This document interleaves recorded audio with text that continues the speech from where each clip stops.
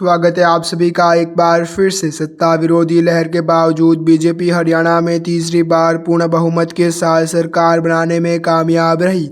इसके पीछे बीजेपी की खास रणनीति रही।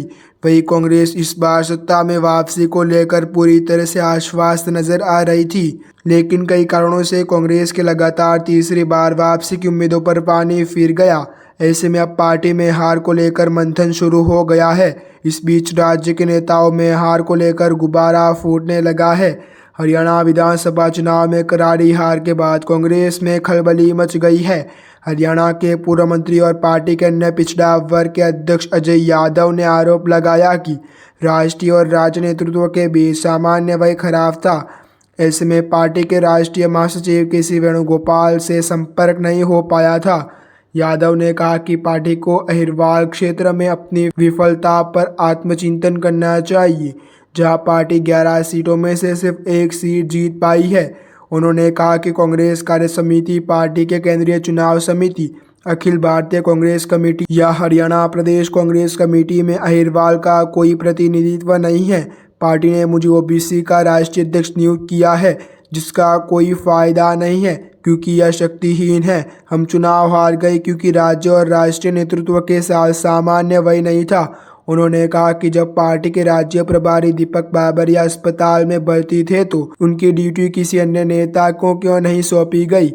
पार्टी के राज्य प्रमुख अजय बान खुद चुनाव लड़ रहे थे, इसलिए वे उचित फीडबैक लेने और रणनीति को अंतिम रूप देने में उम्मीदवारों की मदद करने में विफल रहे। पूर्व मंत्री यादव ने कहा कि एआईसीसी के वरिष्ठ पार्टी नेताओं ने उनसे राहुल गांधी के रोड शो की व्यवस्था करने को कहा था, लेकिन नेता कभी उनके क्षेत्र में नहीं आए।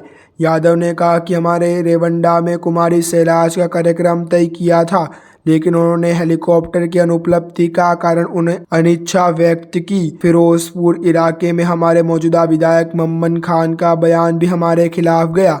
वे भारी अंतर से जीते क्योंकि वह अधिकांश मतदाता मुस्लिम थे, लेकिन हम उनके विवादास्पद बयान के कारण हार गए। अभियान का नेतृत्व व्यक्तियों ने किया और अन्य नेता गायब थे। हम ध्रुवीकरण और खराब चुनाव प्रबंध के कारण हार गए।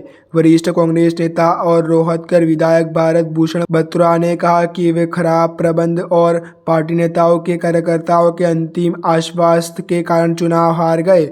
उन्होंने कहा कि प्रचार के अंतिम सप्ताह में एनसीसी और ओबीसी का भारी ध्रुवीकरण देखा गया और यह भाजपा के लिए कारगर रहा। हमें इस बात पर फिर से विचार करना होगा कि हमसे कहाँ कमी रह गई। असंध के पूर्व विधायक शमशेर सिंह गोगी की टिप्पणी के बारे में पूछे जाने पर पार्टी अंदरूनी कलह और पूर्व मुख्यमंत्री भूपेंद्र सिंह हुड्डा अत्यधिक निर्भरता के कारण हारी। बत्रा ने कहा कि यह सच नहीं है। उन्होंने कहा कि गोगी की टिप्पणी पक्षपातपूर्ण है क्योंकि उन्होंने जब भी मौका मिलता है वे हुड्डा के खिलाफ बोलते हैं।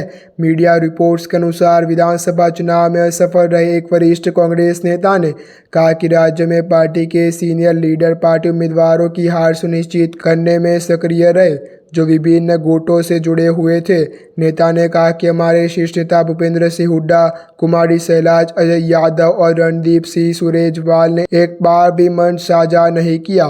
2 रैलियों में हुड्डा और शैलाज मौजूद रहे, लेकिन अन्य नेता गायब रहे। भाजपा ने लोगों को यह बताकर सफलता हासिल की कि हरियाणा कांग्रेस में सब कुछ ठीक नहीं है और विधानसभा चुनाव के नतीजे इसका परिणाम है। ऐसी अच्छे न्यूज़ जानने के लिए आप हमारे यूट्यूब चैनल को सब्सक्राइब करना ना भूलें।